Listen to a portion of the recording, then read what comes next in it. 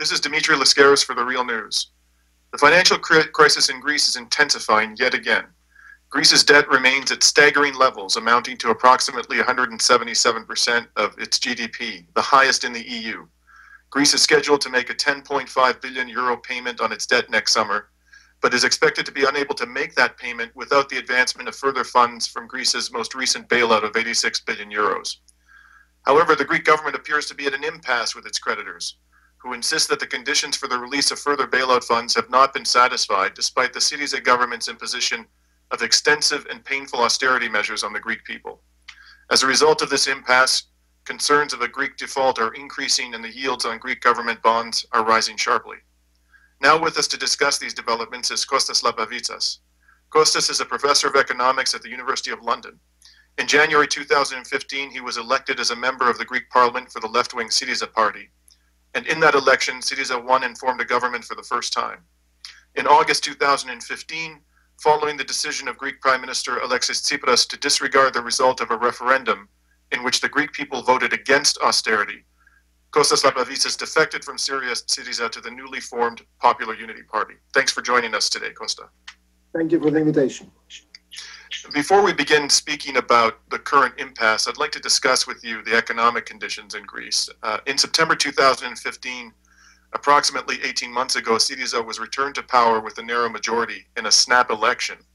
And broadly speaking, how has the Greek economy performed since then, and how would you describe the economic and social conditions in Greece today following the imposition of these further austerity measures?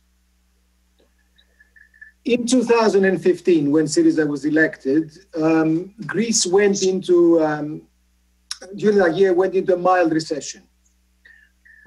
Essentially, the Greek economy had stopped contracting since 2014. In 2015, it went into a mild recession. In 2016, which is the year after the last bailout that you mentioned, the Greek economy has returned to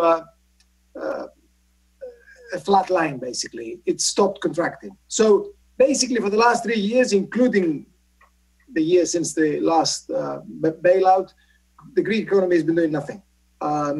Greece is not contracting, but it's not growing either. It's a situation of waiting for something important to happen that might kickstart the economy. Nothing important is going to happen to kickstart the economy because Greece is in an iron cage of austerity and recessionary pressures at the moment. Now, yesterday, the International Monetary Fund announced the results of its annual review of Greece's economic policies, and it said that most of its board of directors favor a Greek fiscal surplus target of 1.5% of GDP by 2018. But Eurozone countries continue to insist on a much more demanding target of 3.5%. The IMF is also warning that Greece's debt could become, quote, explosive by 2030, and that Greece requires massive debt relief. In your view, is a fiscal surplus of 3.5% realistically achievable? And if so, broadly speaking, what would be required to achieve such an elevated fiscal surplus target? Any fiscal surplus demanded of Greece right now is an absurdity in itself, any size of fiscal surplus. An economy such as that of Greece at the moment, after this enormous contraction and under the constant recessionary pressures that it finds itself in, cannot make and should not be required to make a surplus. This is just madness. It's against even first or second year economics. To be required to make 3.5%, which is what the last bailout has demanded of Greece, is just taking it to the bounds of absurdity. There is no way that Greece can make 3.5% of primary surplus in 2018 and every year after that, which is what the bailout stipulates. And there is no reason why it should do that. To do that would be to continue the path down the path of suicide for the country. Now, to achieve even the smaller surpluses that the country has managed to achieve in 2016 and hoping to achieve in 2017, the pressure on the population and on businesses has been enormous. The government has made a surplus in 2016, and it's done so by jacking up taxation incredibly. People, for instance, running small and medium businesses have got to pay up nearly 30% tax from the first euro or dollar of their profits. And then they have to pay a huge amount of money upfront for next year's taxes. This is how the system works. Effectively, if you run a small or medium business in Greece, in 2016 or 2017, the state takes up to 50% of your profits directly. Now, how can you run a business that way? It's impossible. The recessionary pressures are enormous. The tax pressures on pensioners and wage earners have also been enormous. So this is the reality of making even the small surpluses. Now, to make the 3.5% surplus, you can imagine what will have to happen. This is madness, economic madness, and the social implications are obviously very, very severe, because the pressures on pensioners, on wage earners, on small and medium businesses are just getting worse and worse by the day. And in terms of debt relief, what magnitude of debt relief, in your opinion, would be necessary to render Greece's debt sustainable? And is there any real prospect of Greece achieving an agreement with its creditors for debt relief of that magnitude? Let's put this in perspective. Everyone knows, and has known for many years, that the Greek debt is unsustainable. The country found itself in 2010 with an enormous debt of about 300 billion euros at the time. Obviously, it was much less as proportion of GDP, because Greek GDP has contracted ferociously since then. But it was still very big at the time, and it was obvious that it was unsustainable. The country was not given debt relief for politics, for reasons of politics. And the IMF, in its internal reviews, has explicitly said so. The IMF has acceded to an absurd bailout strategy without debt relief because of political pressures, basically to rescue Western European banks.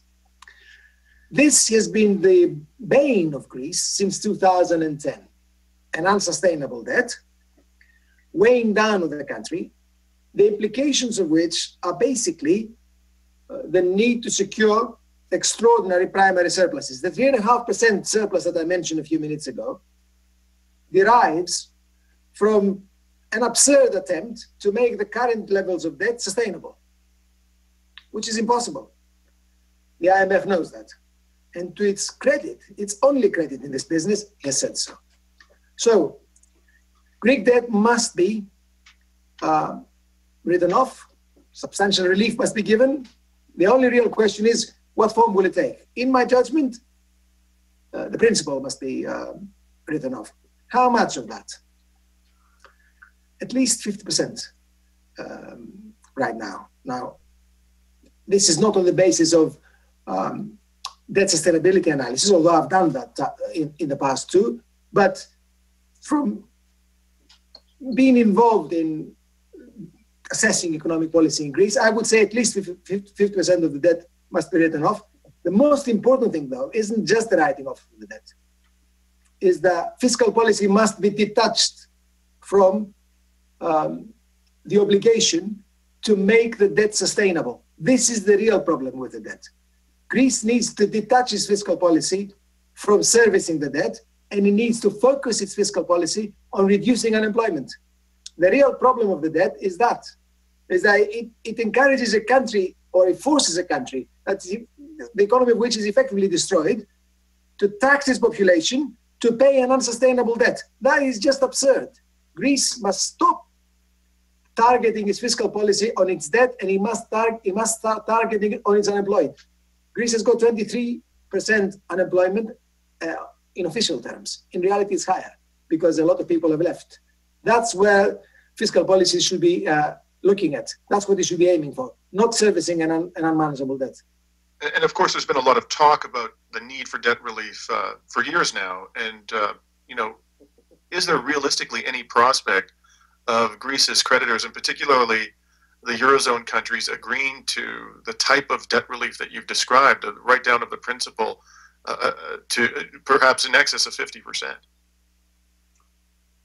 Yeah, I said at least 50%. Yeah. I see no realistic chance of that, of writing off the principal. This has been the problem, I repeat, from the very beginning. The creditors to Greece were basically its partners, presumably in the Eurozone and the European Union, have refused to countenance that. Greece has received a kind of debt relief, but not effective and not sufficient. But the lenders have made sure that the principal will not be written off and there will be no losses for the big lenders to Greece. And the reason, of course, is first politics. It will be very difficult for Germany, for instance, or for France, under present conditions, to tell the electorates of those countries that money has gone the way of Greece, which has been receiving a very bad press for year after year. And it will also be very difficult for the German government, in particular, to tell that to the German population, which has been under wage pressure for a very long time. Mm-hmm. So politics is a very important reason for which I don't think serious debt relief will be given to Greece, certainly no writing off of the principle. More fundamental than that, though, is the logic of the Eurozone, and people don't quite understand that.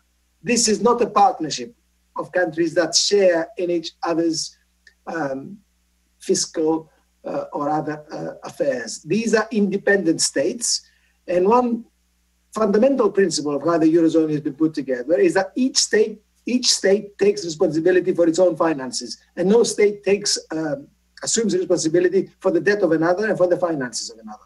This is a very, very powerful rule at the heart of the Eurozone. For Greece to receive debt relief, including the writing off of principal, it would mean that Germany, for instance, would take over some of the Greek debt. There's no basis for that. No logical or treaty basis for that in the Eurozone. Greece will have to bear its own cross. That's how the Eurozone works. Right. And since we're on the subject of politics, a poll came out last month which showed, not surprisingly, in light of the conditions in Greece and the austerity program implemented by Syriza, that 8 in 10 Greeks were unhappy with the performance of the government, and that the right-wing New Democracy Party was far ahead of Syriza in the polls. One poll showed a 14-point lead, New Democracy up around 30%, far higher than it was in the last election. I think you, myself, others foresaw that Syriza would be punished at the polls for the implementation of austerity. What is perhaps not so readily understandable is the resurgence in the popularity of New Democracy, because, of course, New Democracy, given its political orientation and its history, gives little reason to believe that you're going to see an abandonment of austerity and the implementation of a progressive economic program, and one which is meets the needs of the most vulnerable sectors of Greek society. How do you explain, in light of New Democracy's political orientation and its history, the resurgence in its popularity? Let's get things again in perspective. The right has come back, New Democracy, and it leads in the polls. All the polls show that. And I would guess that if there were an election in Greece now or soon, the right would win. Syriza, in other words, is paying the price, essentially, of its abandoning all its principles in the summer of 2015. But there is no real resurgence for the right. Let's be clear about this. There is no burgeoning popular support for the right. What there is almost a sense of desperation with all politics. And that appears very clearly in the real winner in the polls. And that's the question, that's the section of the polls that says none of the above. When you ask Greeks who would they vote for, the winner by a long chalk is none of the above. And that has kept increasing for years now. So really, people in Greece don't want any of the parties that are vying for government. That's the real damage that Syriza has done to Greek politics, because the population, the working class, small and medium businesses, the self-employed, the peasantry, and so on, such as it is, had hoped, had really believed that something might be different this time. That there is an opportunity to change things, that these are untried people, and therefore something new might happen. it turned out that none of this was realistic. Syriza became just another party in Greece, another set of suits running a bailout program, and that has killed hope. It has killed hope, and that is a terrible thing to do to people. And it is in this context that the right is topping the polls, not in any sense of right-wing backlash, genuine support for the right. People don't want the bailouts. People don't want these policies, but they don't believe in politics anymore, and they don't believe in political parties. Right. Well, that would certainly be suggested by the fact that 8 in 10 Greeks don't approve of the way that the austerity-oriented Syriza has governed the country. In the next part of our interview, Costas, I'd like to talk to you about the road ahead. You talked about the loss of hope. I'd like to talk about ways in which the Greek people might find a path out of the current dilemma and crisis in the country that has been going on for years. Thank you for joining us today. Pleased to do. And this is Dimitri Lascaris for The Real News.